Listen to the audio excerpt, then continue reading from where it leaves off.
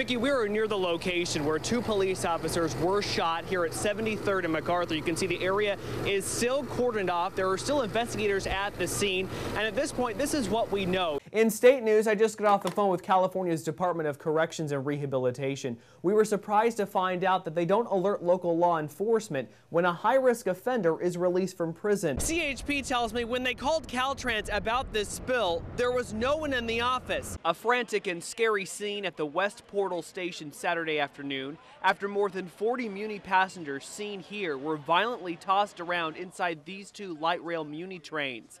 Both were packed with passengers at the time of the crash.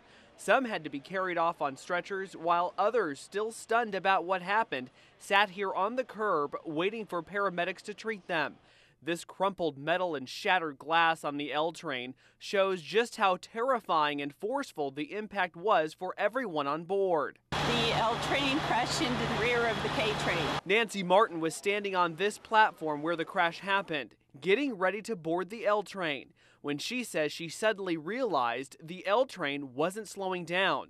At that point, she tells us she only had seconds to move out of the way. I saw this barreling in, not slowing down. The driver's head was down. He looked like he was asleep or passed out, or couldn't tell, but he was not looking up. He was not slowing down or braking, or no signals, nothing. And I knew, you could tell he was not going to stop. And he just crashed right into the rear of the K train. Muni officials say they don't know how the accident happened or what the driver's condition was moments before the crash.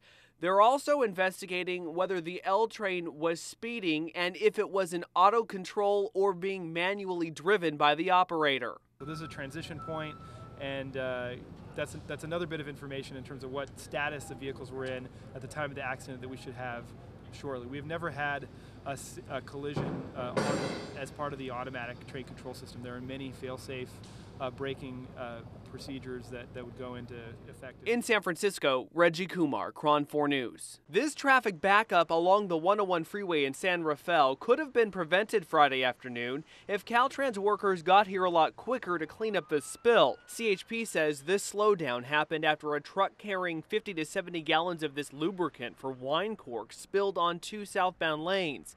This liquid, now covered with sand, also proved to be quite slippery. It caused a driver with a 15-month-old in the car to lose control and crash. Luckily, the toddler wasn't seriously hurt. CHP tells me when they called Caltrans about this spill, there was no one in the office. They then had to wait 4 hours for a crew to come out and clean this up, and by that time, the evening commute had already started. One Caltrans worker didn't want to go on camera. He tells me the delayed response was due to furlough Friday. But Caltrans District Director Bijan Sartepi says they treat Furlough Friday like a holiday or a weekend, which means they have to call crews into work from their homes. Sartepi would not admit that crews could have cleaned this mess up faster if there were no furloughs in place. In San Rafael, Reggie Kumar, KRON 4 News.